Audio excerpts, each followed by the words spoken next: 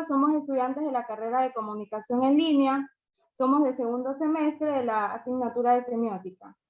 Los integrantes somos Darwin Luis Jiménez Estrada, Noé Sebastián Romero Pacheco, Ariana Lorena Tenorio Corozo, Catherine Melissa Murrieta Mejillón, Shirley Millarelli Lord Tuárez y mi persona Angie Nayeli Escobar León. Nuestro tema es sobre el análisis semiológico aplicado a distintos códigos.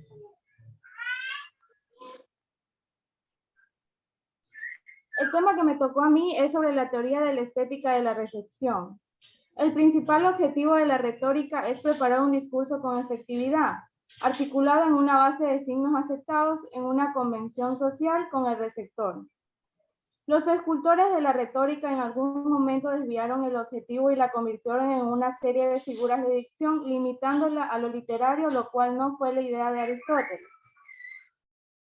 El sujeto capta los elementos de la realidad y los une con lógica y reglas convencionales y culturales, explicándolas de una manera clara y sencilla. Un ejemplo sería un vendedor que trata de vender sus productos y los expone de una manera clara, detallando los elementos que más importan al consumidor para que así conozca el producto y pueda persuadirlo para que lo compre. Otro ejemplo sería que construyamos una casa, que es lo primero que debemos considerar, los materiales a utilizar en ella, pues a eso se llama inventio. En segundo lugar, se necesita un plano que nos ubique en dónde colocar todo y cómo unirlos. Entiéndase dispositivo, en tercer lugar, cómo hacerlo habitable para ello. En la retórica se debe respetar el orden de estos elementos para lograr un buen discurso.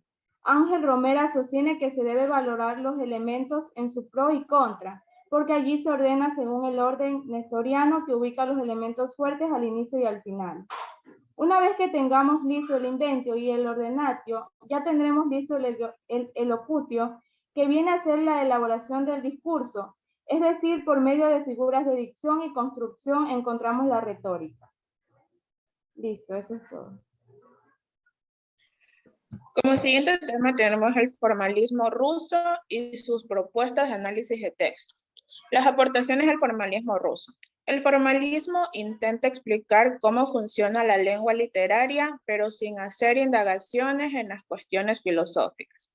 Busca la literaturidad y para hacerlo tienen que prescindir de una serie de elementos, valores románticos como intuición, imaginación, genio y psicología del autor y del lector, identificación del tema con el género.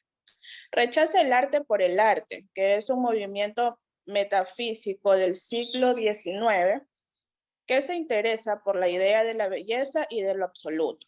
Él mismo también establece la diferencia entre la literatura y lo que no es. Tenemos como sus principales características que centra la atención en la forma, se basa en el modo en que opera el código de una obra literaria, es objetiva y se basa en la obra como objeto y deja de lado el contexto, se opone al historialismo y biografismo en anterioridades y propone la técnica del closet reading. Críticas del año 1930 hasta el año 1960. Tuvo éxito en las universidades norteamericanas e inglesas durante el periodo de 1930 a 1960. La mayor parte de la crítica universitaria se hacía desde la perspectiva de la nueva crítica. Hay un acuerdo en que la obra literaria se tiene que estudiar objetivamente desde dentro. En los años 1940 a 1950, los profesores universitarios siguen las nuevas doctrinas hasta finales de 1960, momento en que Freire dice que la nueva crítica es una escuela que está en decadencia. Ahora tenemos el formalismo en la literatura. El término formalismo ruso designa a un movimiento intelectual que marca el nacimiento de la teoría literaria y de la crítica literaria como disciplinas autónomas y que también tuvo su influencia en la evolución de los estudios lingüísticos.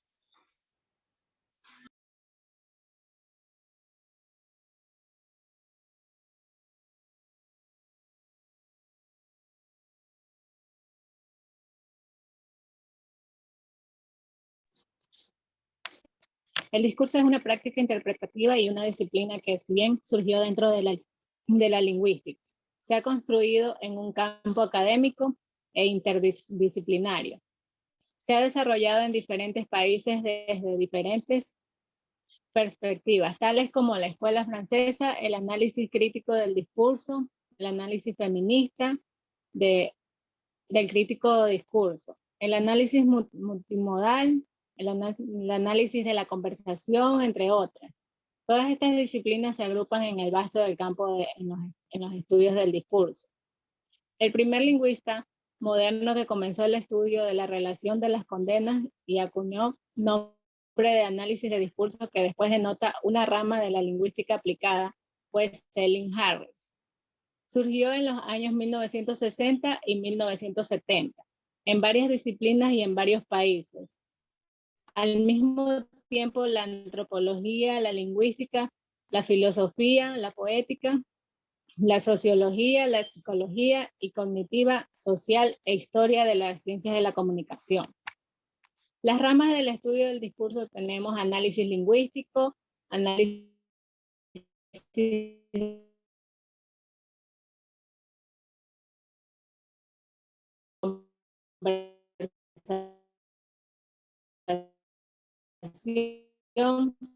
psicológica, cognitiva, inteligencia o conversación. Hay muchas líneas en el análisis del discurso, como la gramática del texto, el análisis de la conversación, la psicología del procesamiento del texto, la psicología discursiva y la estilística, la retórica, la ideológica, del análisis de la argumentación, en el análisis de la narración, de la teoría de los géneros y muchos más. El análisis crítico del discurso es un enfoque especial que toma posición política y analiza el papel del discurso en la reproducción de la denominación como abuso de poder, así como en la resistencia como esta. Las características del discurso son: en complejo se manifiesta su organización en varios modos, debido a que puede ser escrito, oral o iconográfico. Y la segunda es heterogéneo, que posee diversas reglas que permiten al hablante hacer discursos coherentes y apropiados a los distintos contextos, a pesar del amplio rango de acción. No solo tiene el fin de transmitir información, sino que también es recíproco e interactivo entre hablantes.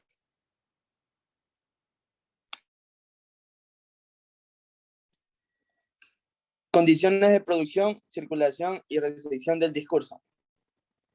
Primero debemos hablar qué es el discurso. El discurso es un tema muy importante en la teoría social, con trabajos que abarcan campos como la sociología, la antropología, la filosofía continental y el análisis del discurso. Como conclusión, el discurso es una exposición oral sobre un asunto determinado pronunciado ante un público a fin de convencerlo o conmoverlo, en especial en un acto solemne o político. En el discurso presentamos tres condiciones: condiciones de producción, condiciones de circulación y condiciones de recepción. Condiciones de producción. En las condiciones de producción, en todo discurso existen dos tipos de estructura: la microestructura y la macroestructura. La microestructura del discurso se refiere a la relación existente entre distintas oraciones que componen una historia. Condiciones de circulación. Podríamos partir de la definición más elemental de intertextualidad, como la presencia de un texto en otro texto. Teniendo en cuenta, como lo decía Cristella, que todo texto se construye como mosaico de citas. Todo texto es absorción y transformación de otro texto. Condiciones de recepción.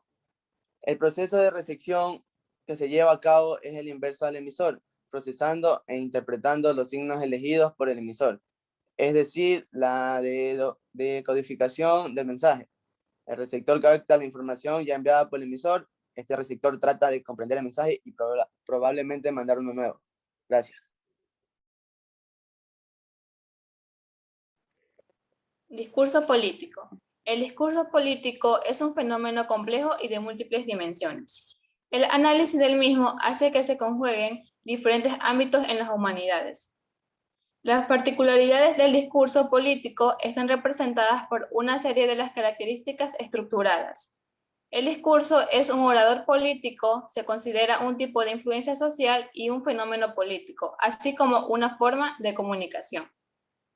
puesto que el discurso político se considera un tipo de fenómeno político, detrás del cual están los partidos políticos, los movimientos y las organizaciones, que supone el alto grado de impactos en la sociedad. Hablar a las grandes masas de personas tiene sus propias características y ciertas normas. Por su parte, el discurso político público se lleva a cabo con un estricto cumplimiento de las normas y regulaciones, sin cuya observancia se puede violar el poder y el impacto de la palabra.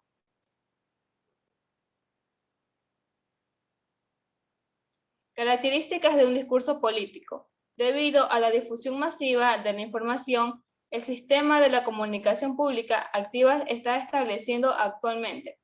Los participantes son instituciones públicas y estatales. También pueden ser miembros de la sociedad. Se entiende por comunicación pública aquella que tiene por objeto transmitir información, que es de interés general y al mismo tiempo darle un carácter público. El discurso político de cualquier orador no es solo una pronunciación competente y bien dirigida. Un político de éxito a la hora de construir un discurso debe de tener un bagaje de características y los principales de estas ciencias son la psicología, la lingüística y la retórica. Esta combinación armoniosa de los fundamentos nos permite preparar correctamente un discurso político público para hacer un discurso digno y producir el efecto deseando en la audiencia. Cuando se elabora el texto de un discurso político, se debe de prestar especialmente atención a la consistencia, a la precisión y la claridad del texto. Un discurso publicitario. El discurso publicitario es un tipo de comunicación social, además de comercial, contemporánea y en ocasiones invasora de la continuidad, que con tal absorbe a muchos de los conceptos presentes y relacionados con el hecho social. Tanto en su forma como en su contenido, atiende al contenido de los conceptos, resultan interesantes a la hora de analizar el discurso publicitario, la cultura y la socialización. A través del consumo se asiste a un proceso participativo que tiene presente sistema cultural. El objetivo de la publicidad es persuadir al receptor con un mensaje para que tome la decisión de comprar de un producto o un servicio de una empresa. En la actualidad, la publicidad, además de promover un producto o servicio, estimula el amor por las marcas y crea nuevos estilos de vida. La persuasión del discurso publicitario se consigue a través de la utilización de un lenguaje connotativo y denotativo y de una combinación de lenguaje verbal y no verbal. Gracias.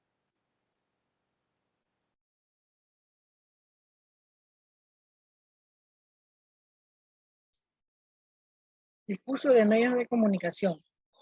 Los medios de comunicación masivos nos muestran la realidad y al hacerlo se apropian de la verdad y difunden, sin embargo, las dinámicas que se producen en la difusión. La información implican asimismo el establecimiento de criterios de selección a través de los cuales la realizan y representan segmentada. De esta manera, como punto de partida para la consideración del discurso mediático, decimos que al pensar en los medios de comunicación, no solo estamos frente a un instrumento de transmisión de información, sino también nos encontramos ante un dispositivo donde la realidad social es construida. Podemos decir que los sucesos de la realidad social adquieren presencia pública masiva y fundamental a través de su distribución en el espacio mediático.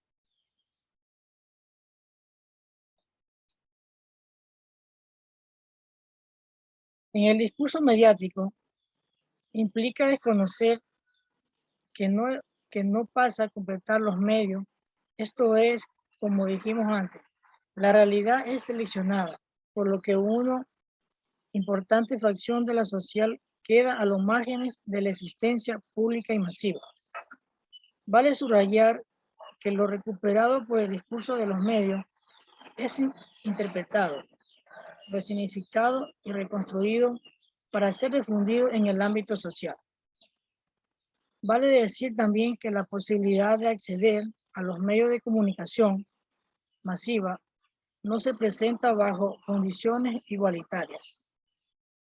En el campo de difusión masiva mediática entra en juego diferentes tipos de capital que definen el campo en clave de asimetría y desigualdad, posesionando como autoridad sobre todo aquellos que poseen mayor capital. Desde esta perspectiva, entonces agregamos que los discursos de los medios de comunicación poseen símbolos y ejercen también violencia simbólica. Muchas gracias.